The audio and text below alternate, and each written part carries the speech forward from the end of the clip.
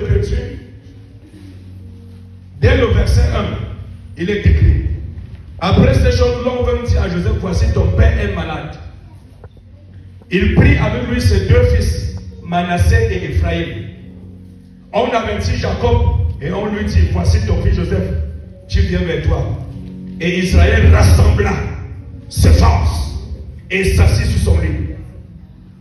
Jacob dit à Joseph, le Dieu Tout-Puissant, qui m'est apparu à Luz, dans le pays de Canaan, il m'a béni. Il m'a dit, je te rendrai fécond, je te multiplierai, je ferai de toi une multitude de peuples. Je donnerai ce pays à ta postérité après toi, pour qu'elle le possède à toujours.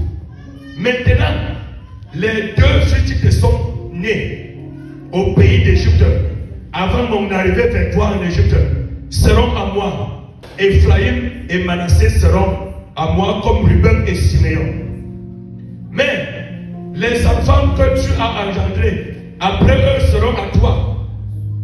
Ils seront appelés du nom de leur frère dans leur héritage. À mon retour de Banda, Rachel mourut auprès de moi dans le pays de Canaan, à quelques instants de Flata. Et c'est là que je l'ai enterré, sur le chemin de Flata, qui est Bethléem. Israël regarda les fils de Joseph et dit, qui sont ceux-ci? Joseph répondit à son père, ce sont mes fils que Dieu m'a donnés ici. Israël dit, fais-les, je te prie, approcher de moi, pour que je les bénisse. Les yeux d'Israël étaient appesantis par la vieillesse. Ils ne pouvaient plus voir. Joseph les fit approcher de lui. Et Israël leur donna un baiser et les embrassa. Israël dit à Joseph, je ne pensais pas revoir ton visage. Et voici que Dieu me fait voir même ta prospérité. Joseph les retira des genoux de son père et il se prosterna à terre devant lui.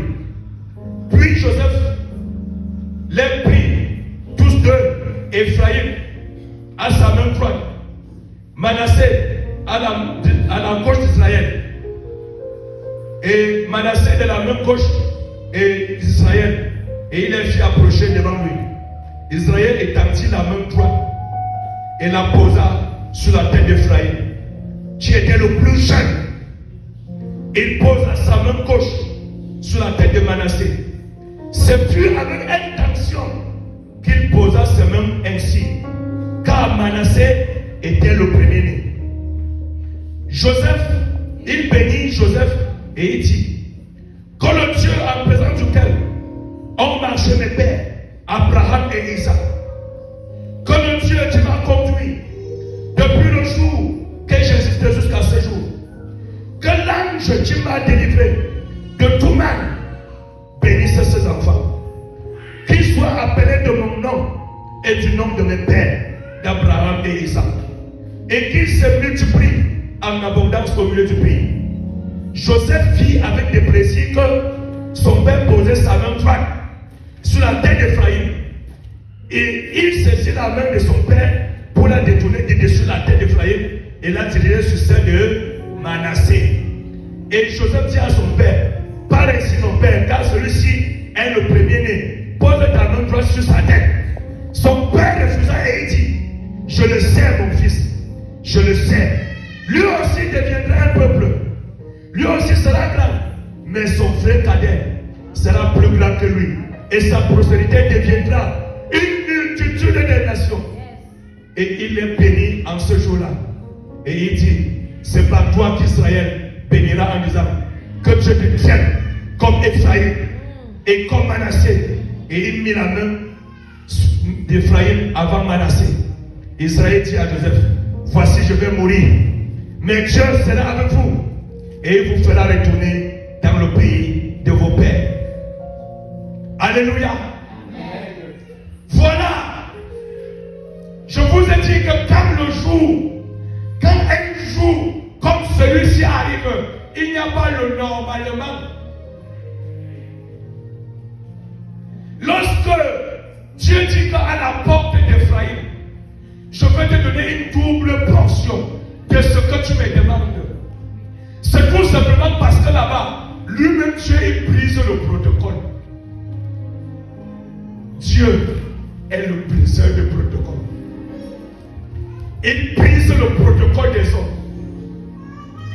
Les hommes sont classés comme la délaissée, comme la racaille, comme celui qu'on ne peut même mentionner dans les réunions familiales. Parce que tu ne peux rien apporter. Parce que même ton conseil les énerve. Mais aujourd'hui, à la porte d'Ephraïm, Dieu te favorise et toi tu es délaissé.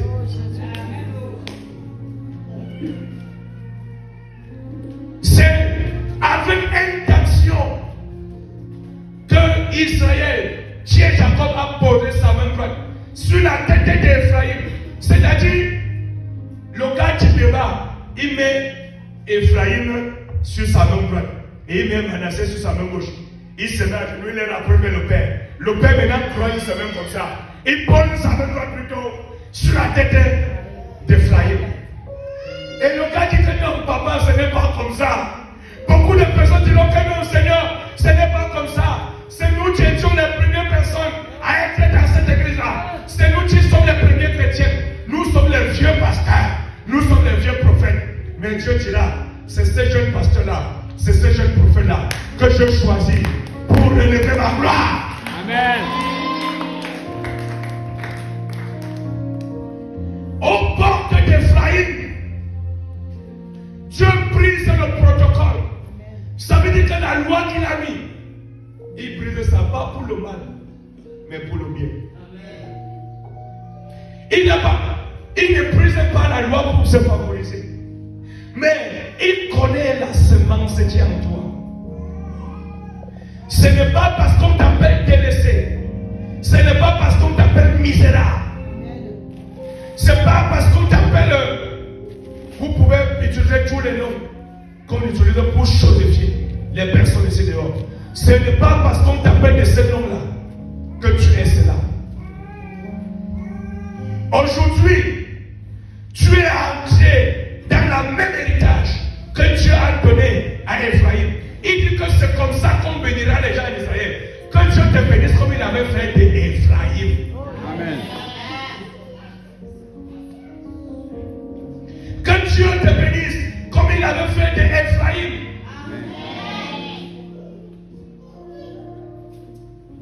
Frère, la discipline dans la vie du chrétien est une bonne chose.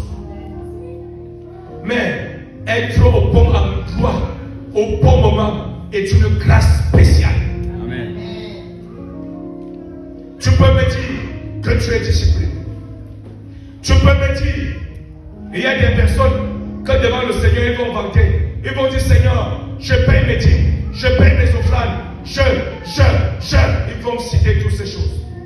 Et Dieu pourra les dire, au jour du salut, je t'ai cherché dans ma présence et tu n'y étais pas.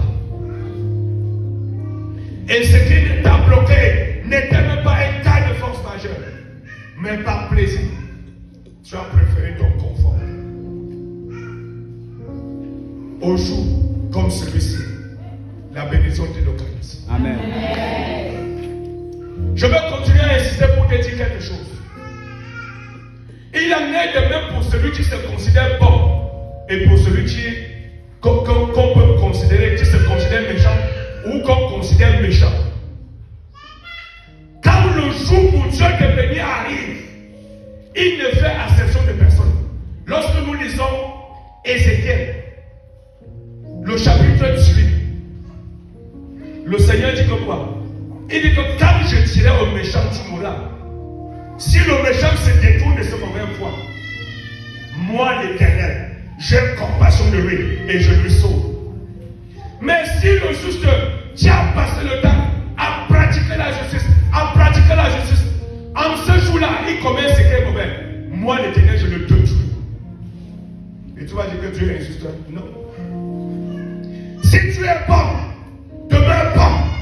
Amen. Si tu es méchant, je t'exhorte à la repentance. Si tu es bon, demeure bon. Est-ce que Dieu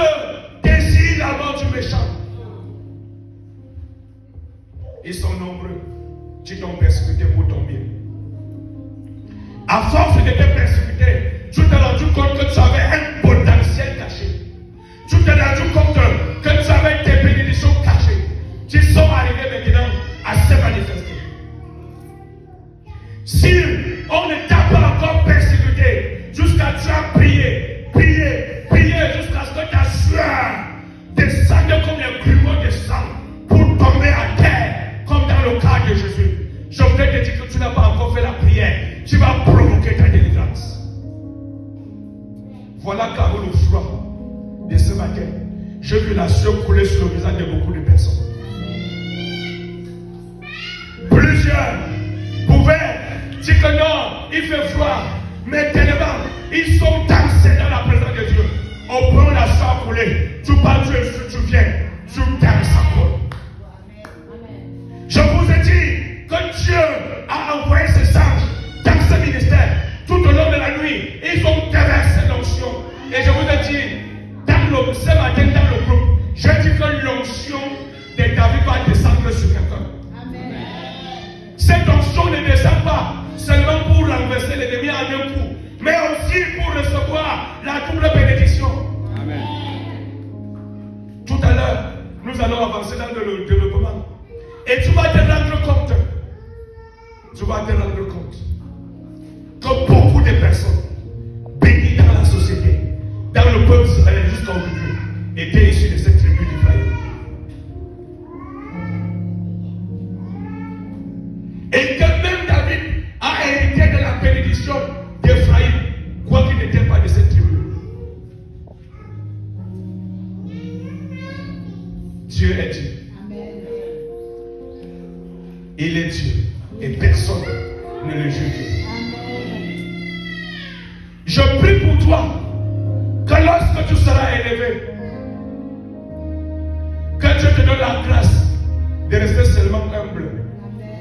Parce qu'après ce jour-ci, Dieu va élever tellement de personnes.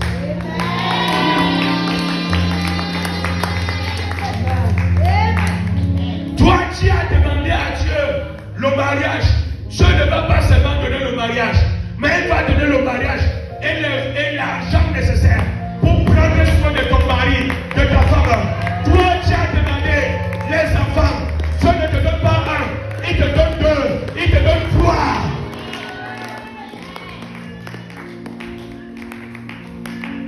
La semaine passée, on a eu les jumeaux dans cette famille de la Nouvelle Alliance.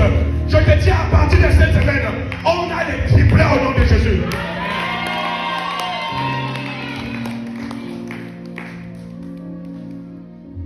Lorsque Dieu me dit, fils, déclare, alors je déclare. Et quand je déclare, lui-même Dieu, il a compris ce qu'il me donne de déclarer.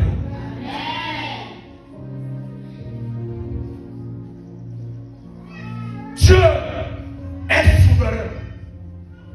Personne ne le juge pour ses décisions. Lorsque Jacob, qui est devenu Israël, après avoir lutté avec là que Dieu a rapporté la victoire, lorsque Jacob devient Israël, c'est-à-dire des escrocs à multitude, son premier nom Jacob veut dire escroc. Il dit de l'état d'un escroc à l'état de la multitude. Lorsqu'il arrive à cet état, il se rend compte que lui-même, un jour, pendant sa naissance, il était sorti après son frère. Mais Dieu lui-même qui était le plus jeune, avait été élevé plus que l'aîné qui était devant lui. Parce qu'il avait les dispositions d'un combattant qui ne lâche pas. Il y a des personnes qui combattent après disent je suis fatigué. Il lâche. Au moment où la bénédiction est à la porte, il lâche. Il dit je suis découragé. Je suis fatigué. Non, ne te fatigue pas. Tant que tu respires, quelque chose peut se provoquer. As-tu encore le souffle dans tes narines? Sache que tu es Dieu. As-tu encore le souffle dans tes narines? Sache que tu es Dieu. Et le Dieu d'Ephraïm va te donner la double portion en ce matin.